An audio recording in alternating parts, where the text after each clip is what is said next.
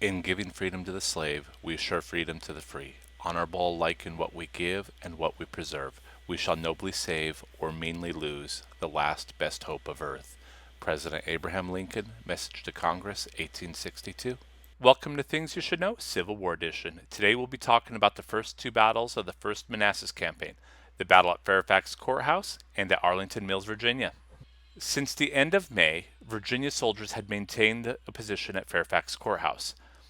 210 soldiers were under the command of Lieutenant Colonel Richard S. Ewell, who had recently resigned from the U.S. Army due to the secession. The strategic location of Fairfax Courthouse is that it was located only about 14 miles from the Union capital at Washington, D.C. The 210 men comprised of two 60-man cavalry units. One was called the Prince William Cavalry, and the second unit of 60 men was the Rappahannock Cavalry. The remaining Confederate forces were a 90-man company known as Warrenton's Rifles, under the command of Captain John Q. Marr. The purpose of the Confederate forces at Fairfax Courthouse was to protect against the Union discovering that the Confederates were building up troops at Manassas Junction, located about 10 miles south of Fairfax. Sadly, the Confederates were overconfident, believing the Union was at least 8 miles away, so they had only stationed 2 Confederate soldiers as pickets. Union Brigadier General David Hunter, on the evening of May 31, 1861, ordered Lieutenant Charles Tompkins and his men of the 2nd U.S. Cavalry to scout Fairfax Courthouse. Hunter wasn't clear about how to do this, but reports claim he urged Lieutenant Tompkins to probe the town. Tompkins took about 80 U.S. cavalry soldiers and a few volunteers from Camp Union at Falls Church, Virginia, to do the scouting. Around 3 a.m. on the morning of June 1, 1861, the Confederate pickets encountered the Union soldiers. One of the Confederate soldiers, a Private A.B. Francis, ran back into town yelling that the Union soldiers were attacking and that the other picket soldier had been captured. Men from the Prince William Cavalry attempted to form a line in order to repulse the Union forces. As the Union soldiers approached, the cavalry that were lining up broke and ran, leaving behind 4 of their companions to be captured. Members of Warrenton's Rifles moved into the clover field outside of the church and formed into 2 battle lines.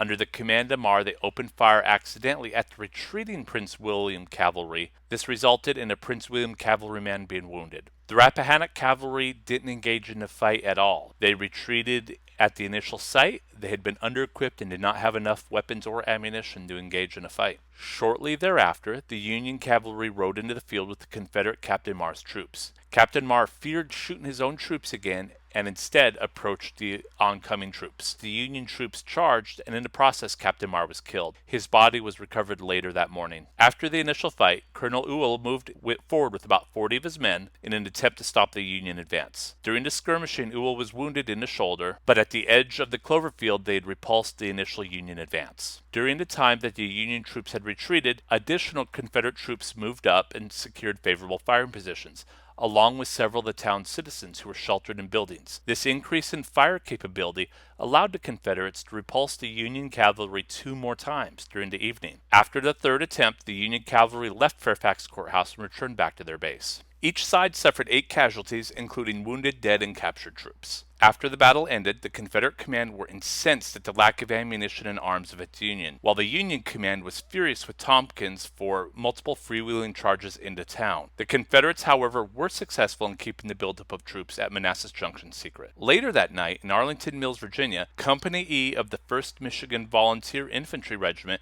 was on picket duty at Arlington Mill. Company G of the 11th New York Volunteer Infantry Regiment, otherwise known as the 1st New York Fire Zouaves, were in a nearby house preparing to relieve the Michigan Company. At about 11 p.m., 9 Virginia militiamen fired a volley into the Union sentinels. At least one newspaper reported that in the confusion, the Michigan men and the New York Zouaves fired on each other as well as on the Virginia soldiers. The Virginians were driven off after a brief exchange of fire. The Union forces suffered 1 killed and 1 wounded among the New York men, while the Confederates suffered 1 man wounded. This was the first day of fighting of the First Manassas Campaign. Little did anyone know that the casualties in the future would dwarf anyone's imagination. Please join us next week for the battle at Hoke's Run at Falling Water, Virginia.